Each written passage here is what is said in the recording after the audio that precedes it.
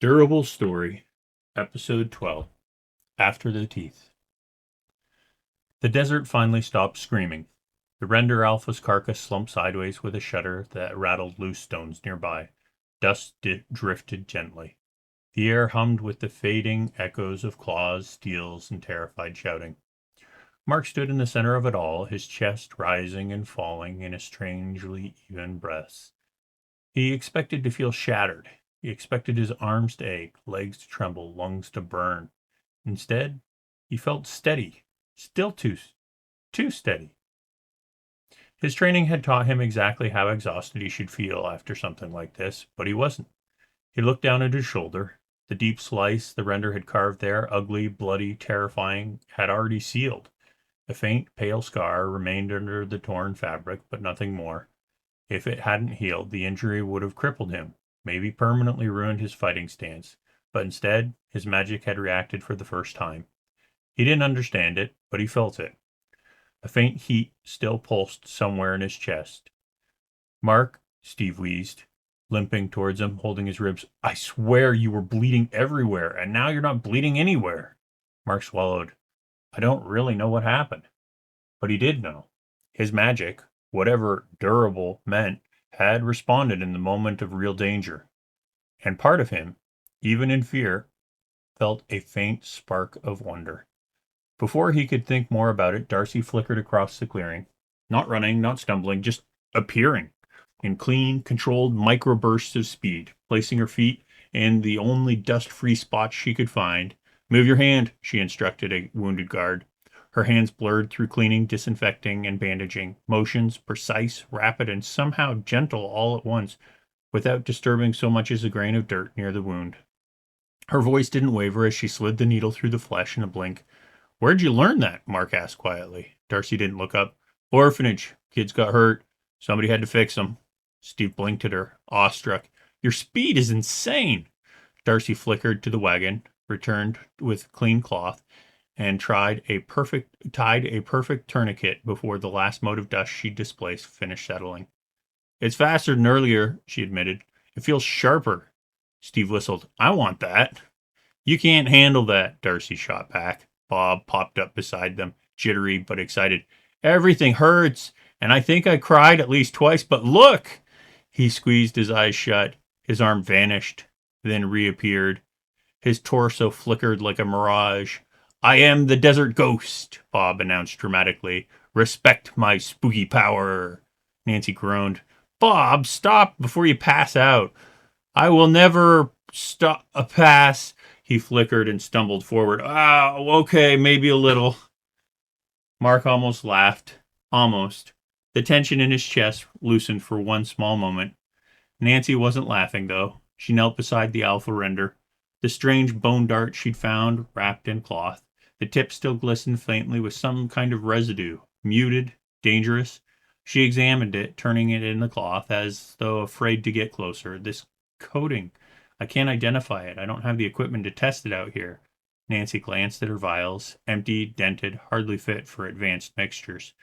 Nancy sighed. "I'll have to save it for later. It's too complex to handle with just field tools." Mark watched her carefully. There was no envy in her voice, no bitterness, just focus, curiosity, and thoughtfulness. But she wasn't smiling either. Thane approached, boots crunching softly. He didn't say a word as Nancy held out the wrapped dart. He looked at it once, his expression tightened just barely. He knew it. He recognized it, but he didn't explain. He took the dart gently and tucked it away. "Good work finding this." "Do you know who shot it?" Nancy asked. Thane hesitated. That alone was strange. "No," he admitted. "Not exactly." Steve frowned. "What does that mean?"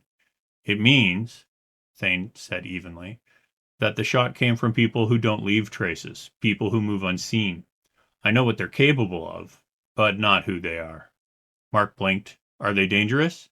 Thane looked him in the eyes. "Not to us." Mark felt a small flicker of relief. Not because the Watcher was gone, but because the Watcher was one of theirs.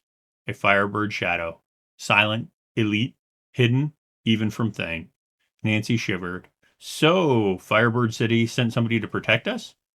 "Not officially," Thane murmured, "but somebody is watching over this caravan very closely." Bob raised a hand. So, like a guardian ninja, but nicer? Thane gave him a long, unreadable look. Sure, he said. Later, when the dust had settled, the children sat around a dim cook fire, guards tended to broken wagons and exhausted beasts, and Thane stepped into the small glow, voice low and steady. You all need to understand what happened today. Bob straightened. Beside the part where I almost died 12 times? Bob! Nancy hissed. Thane continued calmly. Magic awakenings happen during times of strain, fear, or after your body's had time to adjust. They're natural, they heighten what already exists in you. The group quieted. Awakenings make your instincts sharper, your strength stronger, your endurance deeper. They stabilize powers that were unstable before. Steve nodded eagerly.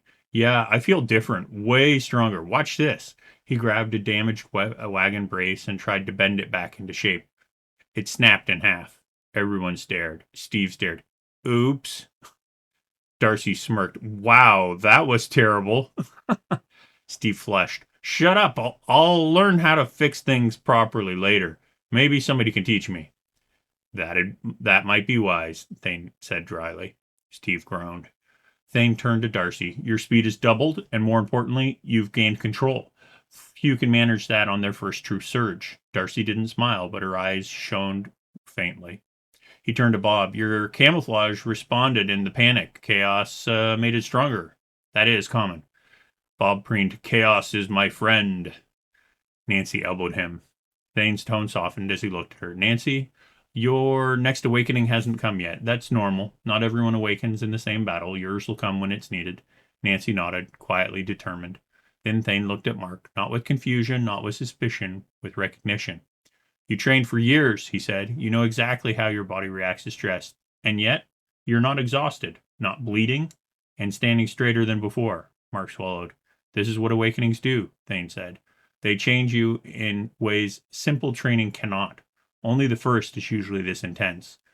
Mark tried to steady his breathing. Nancy leaned close. You okay? He nodded. He wasn't sure if he was telling the truth.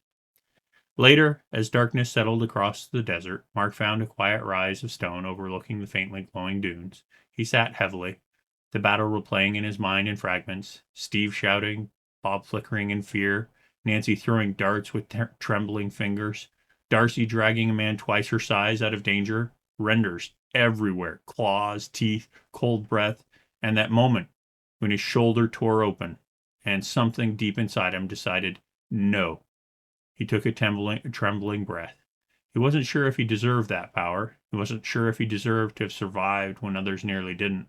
His magic wasn't flashy. It wasn't dramatic. It wasn't iconic. It just kept him standing, kept him in the fight, kept him from falling, kept him breathing. And for the first time, he realized how much that mattered. Durable. He used to hate that word. Now, thinking of how his friends had almost died, he whispered softly, maybe durable isn't so bad. The wind carried his voice away into the dark. Maybe it's the best thing. A soft crunch of sand beside him. Nancy sat next to him, hugging her knees. You disappeared again, she said gently. Sorry. You okay? Mark paused. I'm thinking. Nancy nodded. Me too. They sat together in silence for a long moment. Finally, Mark murmured, I didn't think durable could ever matter. It kept you alive, Nancy whispered. That matters. Mark breathed in slowly. It kept you with us. He blinked at that.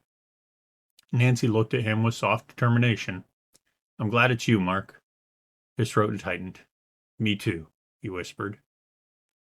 Back at the fire, the three other had cobbled together a makeshift rest area. Steve was trying to repair a splintered wagon brace. He bent it back into shape, sort of, and nailed it in with a conjured hammer. Darcy inspected his work. That is terrible, she said bluntly.